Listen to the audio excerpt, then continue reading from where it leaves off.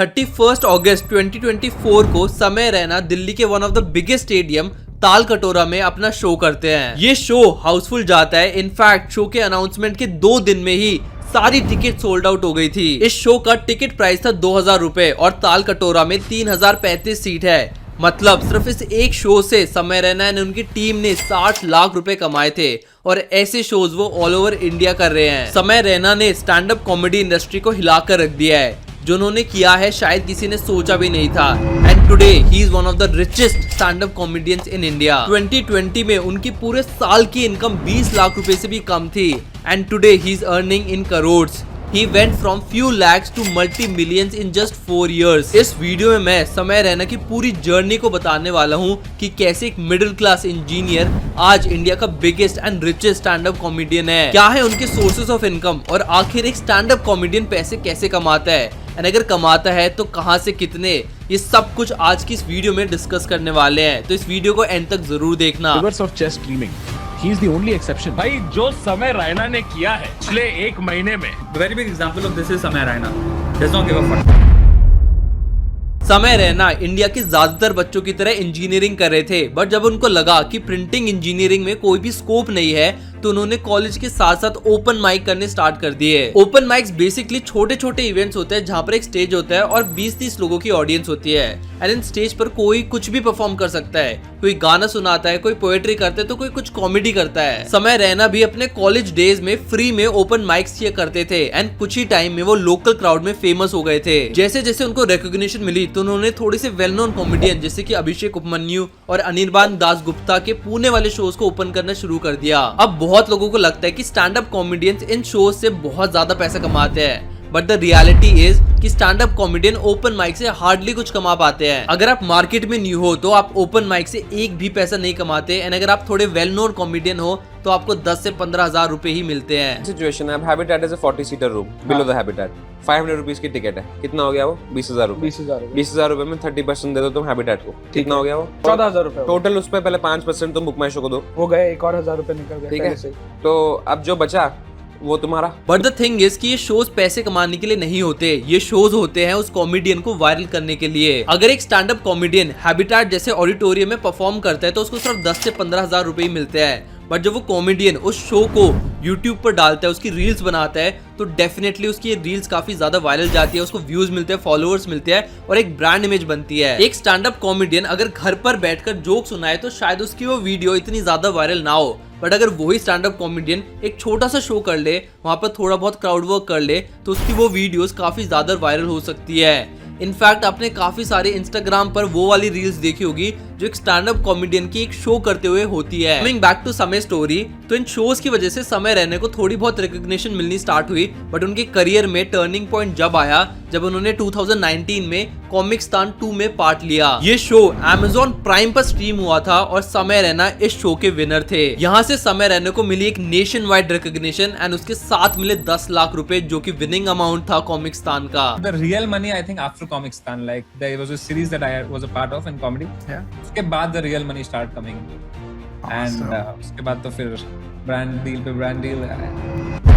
पर जितनी जल्दी उनको ये सक्सेस मिली उतनी ही जल्दी उनका डाउनफॉल आ गया। 2019 में कॉमिकस्तान जीतने के बाद समय रैना को 4-5 ब्रांड डील्स तो मिली, बट फिर कोविड आ गया। सारी ब्रांड्स ने अपनी मार्केटिंग कॉस्ट सिग्निफिकेंटली डिक्रीज कर दी और समय रैना की जो फ्यूचर डील्स थी वो सारी भी कैंसिल हो गई। कॉमिकस्तान के बाद उनको 10 लाख रुपए तो मिले, 2-3 ब्रांड डील्स भी मिली, बट उसके बाद उनका धंधा बंद हो गया। ना ब्रांड डील्स आ रही थी एंड ना ही कोविड में कोई ऑफलाइन शोज हो रहे थे। ये उनके लिए one of the darkest moment था एंड इसी टाइम पर भी उनका वेट बहुत ज्यादा बढ़ गया था।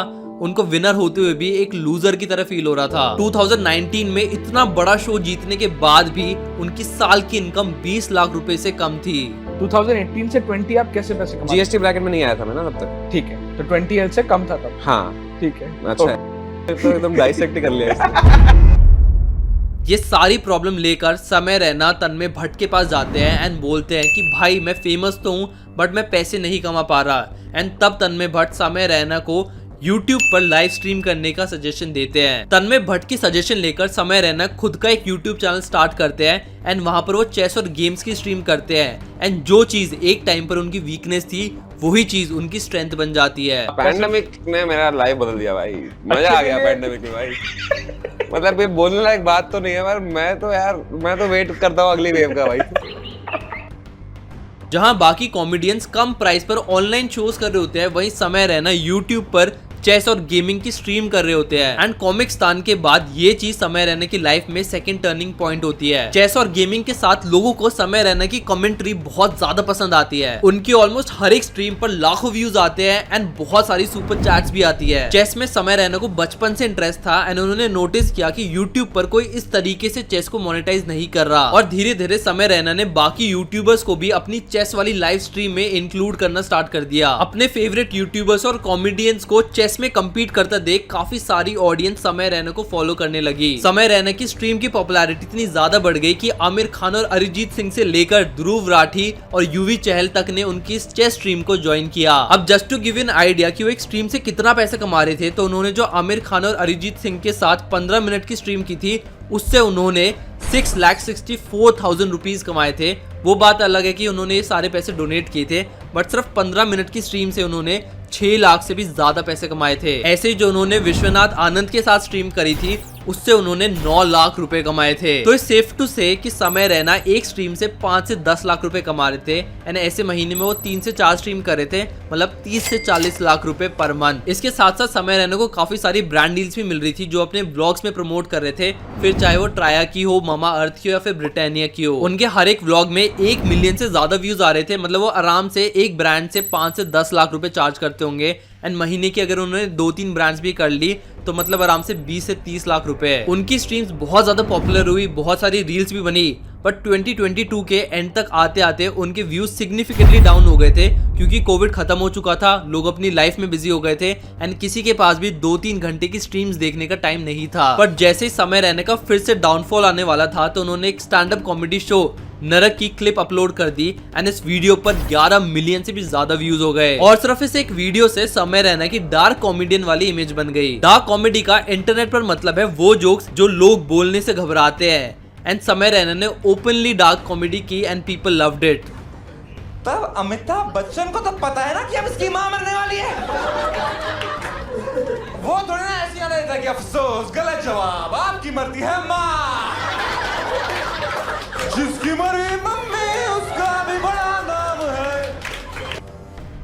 इंस्टाग्राम पर उनकी पॉपुलैरिटी इस स्पीड से इंक्रीज हुई कि उनका हर एक प्रोजेक्ट हिट हो रहा है। एंड जो समय रैना पैंडेमिक स्टार्ट होने पर जीएसटी ब्रैकेट में भी नहीं आ रहे थे, आज वो साल के करोड़ों रुपए कमा रहे हैं। एंड इसके पीछे उनके 4 सोर्सेज ऑफ इनकम है। First is stand up shows. तो देखो mostly singers and stand up comedians अपने शो से सबसे ज्यादा पैसा कमाते हैं। जैसे मैंने इस वीडियो की स्टार्टिंग में बोला था कि समय रैना ने जो शो किया था दिल्ली के अंदर, उससे उन्होंने 60 लाख रुपए कमाए थे। एंड ऐसे शोज वो ऑल ओवर इंडिया कर रहे हैं, तो वो एंड उनकी टीम आराम से एक इंडिया टूर से 1.5 से 2 करोड़ रुपए कमा लेते होंगे। एंड फिलहाल उनकी पॉपुलैरिटी पीक पर है एंड उनके सारे के सारे शोज हाउसफुल जाते हैं। और ये तो उनके पर्सनल टूर्स हो गए, इसके अलावा वो कॉलेजेस एंड कॉर्पोरेट्स में भी परफॉर्म करते हैं एंड उसके भी वो आराम से 5 से 10 लाख रुपए चार्ज करते हैं। Second is YouTube AdSense and streams. इस समय अगर किसी इंडियन कॉमेडियन का यूट्यूब चैनल सबसे ज्यादा तेजी से ग्रो कर रहा है तो वो समय रैना ही है। उनके latest show India got latent से पहले उनके चैनल पर सिर्फ 1.5 मिलियन सब्सक्राइबर्स थे, बट इस शो को रिलीज करते ही 2-2.5 महीने में ही उनके चैनल पर लगभग 3 मिलियन सब्सक्राइबर्स हो गए हैं, मतलब ऑलमोस्ट डबल, वो भी सिर्फ 2 महीने में। अब अगर उनके YouTube एडसेंस की बात करें तो एंटरटेनमेंट नीश में YouTube अराउंड 26,000 रुपीज देता है पर मिलियन व्यूज एंड उनके चैनल पर फिलहाल 66 मिलियन व्यूज मंथली आ रहे हैं, तो आराम से YouTube से 17 लाख रुपए पर मंथ कमा रहे होंगे। उनका latest show India got latent के हर एक वीडियो पर 10 मिलियन से ज्यादा व्यूज आ रहे हैं। एंड मेरे को ऐसा लगता है कि जब तक उनका ये शो खत्म होगा तो आराम से 5 मिलियन प्लस सब्सक्राइबर्स क्रॉस कर चुके होंगे। तो डेफिनेटली सिर्फ इस एक शो ने उनके चैनल को नेक्स्ट लेवल बूम दिया है। बहुत सारे सब्सक्राइबर्स आ रहे हैं, बहुत सारे व्यूज आ रहे हैं एंड जब भी आपके व्यूज बहुत ज्यादा आते हैं तो यूट्यूब भी आपको भरकर पैसे देता है। Third source of income for Samay Raina is brand deals. Last year Samay Raina ने अपने पेरेंट्स को Honda City top model gift की थी जिसका ऑन रोड प्राइस 17 लाख रुपए था एंड वो सारा पैसा उन्होंने सिर्फ एक ब्रांड डील से कमाया था। वो कार कमाने में कितना टाइम लगा आपको? एक ब्रांड वीडियो।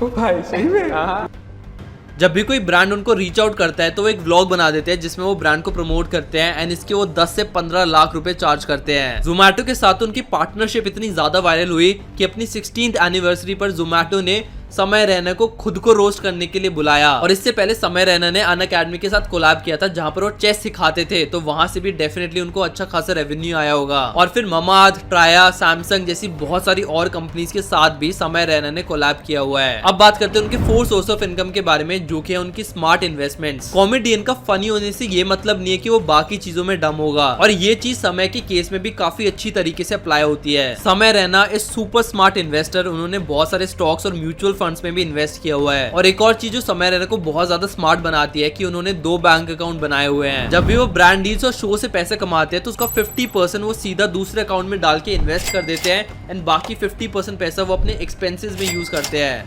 मैं 2 अकाउंट यूज करता हूँ। जो मेरा पैसा आता है मैं 50% दूसरे अकाउंट में डाल के रख देता हूँ, और मैं बोलता हूँ ये मेरा पैसा है ही नहीं। समझ फिर जब टैक्स वैक्स भरने का टाइम आता है मैं वो 50% में से दे देता हूँ।